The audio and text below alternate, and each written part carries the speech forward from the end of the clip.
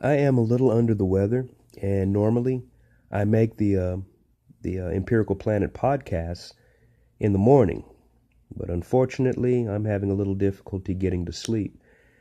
So I figured I would take a moment to give some commentary and expound upon the assimilation piece that had been done a couple of weeks ago, and what brought this, what made me want to revisit this was a post on Facebook from Capitalism Kills. And I won't cite the person who made the statement, but just quoting it, it said, I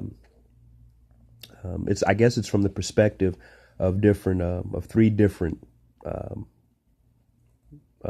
political leanings, political ideologies. It says, the fascist. People of color are genetically inferior. The conservative, and I guess this is what they're saying, the overall thoughts, blanket statement thoughts that these different groups have. Conservative, POCs are culturally inferior, people of color. Liberal, POCs have rich cultural resources, but still need to learn how to act like white people. And the last one, the radical, their statement was, all three of you are racist AF, and I think you know what AF means. Now, the reason that this sparked it sparked me to do this is because, in some of my past commentary that wasn't in the podcast, I've always had this idea about mainstream American culture, and I will read what my response was to this. And we've got varying ideas, and some of them are everybody's in agreement, and we're ready to put our fists in the air, show a solidarity, and give the middle finger to the alleged racist that have these ideas about people of color. My response was as follows. The basis of mainstream American culture, whether we admit it or not, is Eurocentric in nature. This is why those who assimilate regardless of race do better than those that don't. The higher up you go on the ladder of the hierarchy, the less diverse culture you see, i.e., there is little difference in the exterior presentation between Don Lemon, who is black, and Tucker Carlson, who is white. Their language is similar, and their appearances are quite similar. You do not see any of the cultural variations in their presentation outside of skin tone. This is a direct addressing of the theory that conservatives and liberals see other cultures as incidentals to be expressed behind closed doors. This is the reason that the civil rights movement worked so well during the King era. It was not just because of political pressure created by the movement, but also because whites began to see people of color as similar to them in their version of humanity. As much as we deny this, we do not become closer because of our differences, but rather because of our similarities. Now, the million-dollar questions: which countries actually do better, monocultural nations or multicultural nations? Also, can a multicultural nation have the same outcome for coherency as the monocultural nations? And lastly, if all one had to do to end racism was to assimilate into the mainstream culture, would they and should they do it while keeping their intercultural expressions among their own people? I don't mean to get so deep, but there is a surface when it comes to racism and culturalism that we are scratching. If we can have an honest discussion about this without shutting each other down, we are laying the foundation for true change and not just tolerance. Now, when I wrote that response, it had occurred to me how offensive that could be, because the very act of racism would be one group having to essentially give up who they are in order to advance within the culture, the dominant culture. That does not sound very appealing to many groups of people. and understandably so. My logic, however, goes a step further. If American culture is Eurocentric in nature, and the most successful people are those that embrace the culture in total, those that choose not to, should they have the same expectation of success in their lives as those that do? And if one is not willing to embrace this Eurocentricized majority as far as the culture goes, what are their alternatives? And what does life look for them at the absolute best that they can manage? Supposing one doesn't embrace Western ideas, there are two options as far as I see it.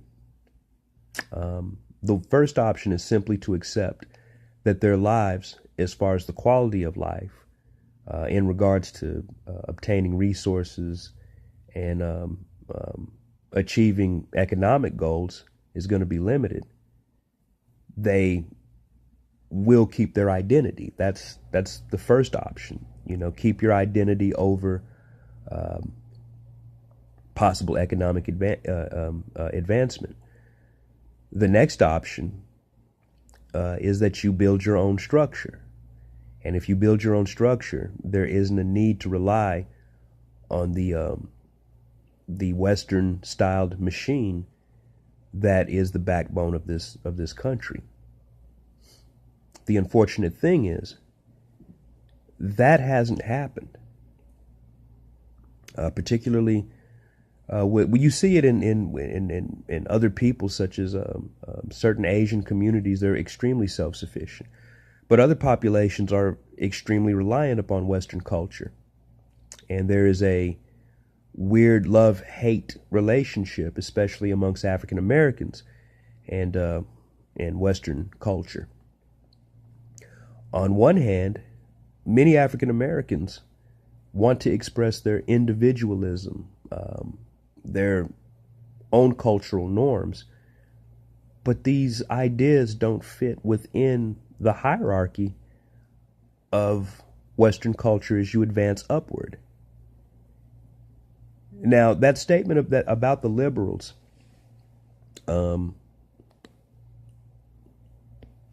POCs have rich cultural resources, but still need to learn how to act like white people. That statement is scathing, but it's also been proven in practice. The scenario that I painted with Don Lemon and Tucker Carlson is it's a dynamic that I generally see in American society all the time. I see it with myself. I've seen all the dynamics play out the exact same way that this accusation of POCs have rich cultural resources but still need to learn how to act like white people. I don't fancy myself as acting like a white person, but many people do look at me as, for lack of a better term, whitewashed. I don't believe that, but I can't stop any judgment on me. What I have noticed is that there are certain characteristics that I possess which are very different than those of some other African Americans that I've come to know. And it doesn't mean that we all don't speak correct grammar, we all speak broken English. That's not what I'm saying. What I'm saying is that those of us that speak correct English tend to be found in a higher concentration in certain areas of business, in certain areas of and I'm always talking about circles of power and certain circles of power. Now, I think that I've probably held just about every kind of job there is to hold. At my heart, I'm an artist. That's what I do. I paint, I sculpt, I create things. But in the practical world, because I'm not a Damien Hirst, many times you find yourself working. In all of the instances that I have been employed, I've noticed that there is a set of opportunities that are available to someone who has chosen a path such as mine. And those same and those same doors are not open to people that choose a different path. I once worked at a museum, and I ended up moving up. My ideas were heard. We made some innovations to this special exhibition, and I became the lead guide. I was the only African American employed for this exhibit. Now, the thing is, there were other African Americans that were employed at the same museum. But these African Americans, they fit a certain demographic. Whether it was the housekeeping staff, whether it was the custodial staff, their characteristics were very different than mine. And this isn't an indictment on who they are. You know, in a free society, you can do whatever you want. This is an observation of how our society works and how it runs. And I don't know that we're even conscious of that.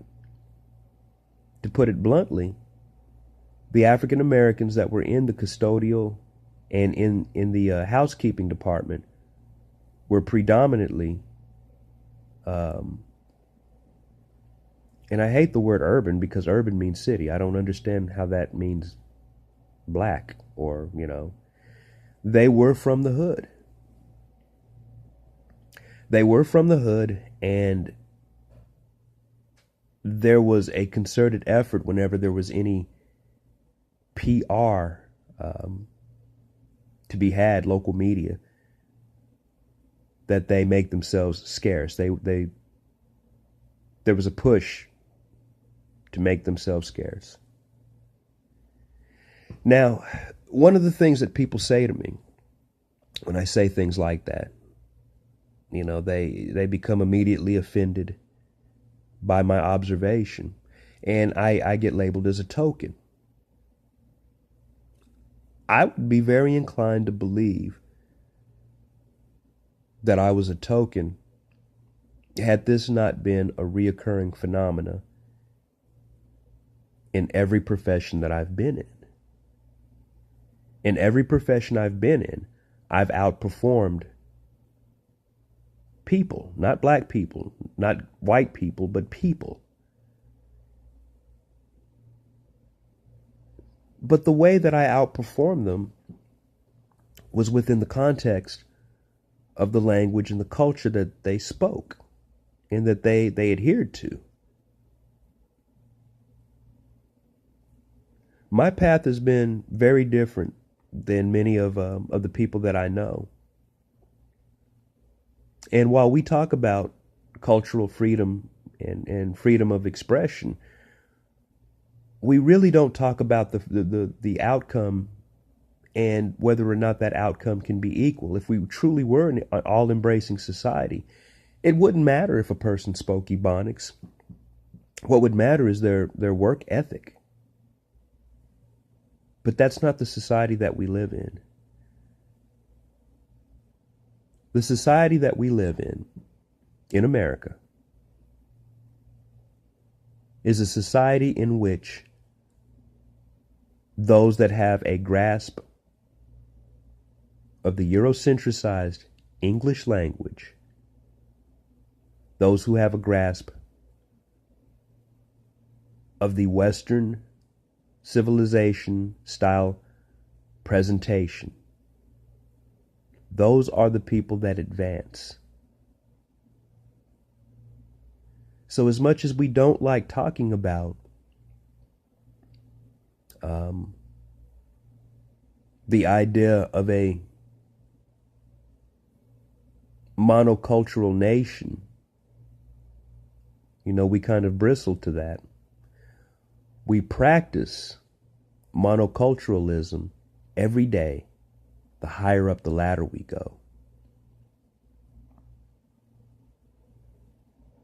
I would challenge you to look around. I would challenge you to look in those instances. I would challenge you to see who's employed where.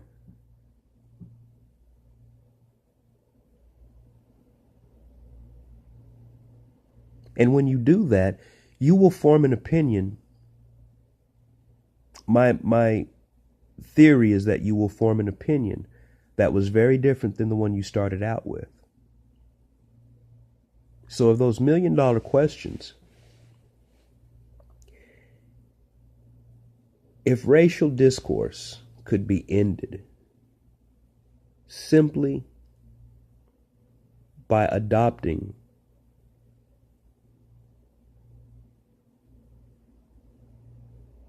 the dominant culture of a society, would you do it?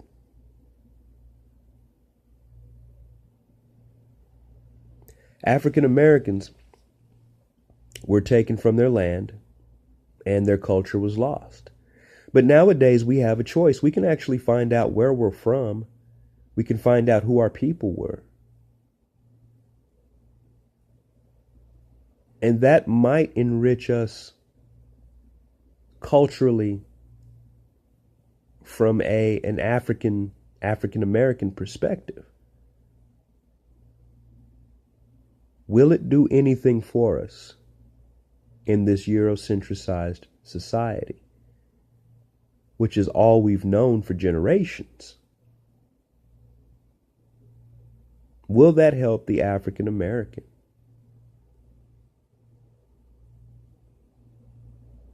We know that speaking Spanish helps the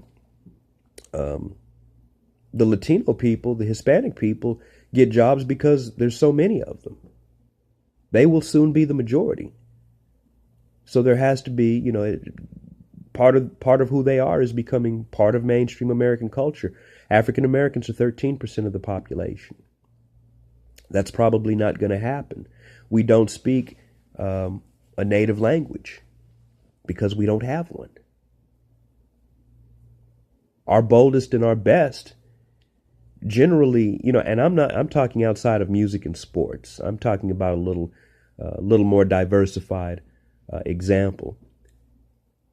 Our boldest, brightest, and best are some of the most assimilated African Americans. It's a very difficult question to ask, but it's one that I want you to ponder. If we could end racism simply by adopting a monocultural society, should we do it? It's something to ponder, and I look forward to people's responses. I look forward to hearing what everybody has to say. It's a tough topic. There's a lot of things in there that are just very difficult to hear, very difficult to grapple with, given the history of America. I look forward to hearing from all of you. Thank you.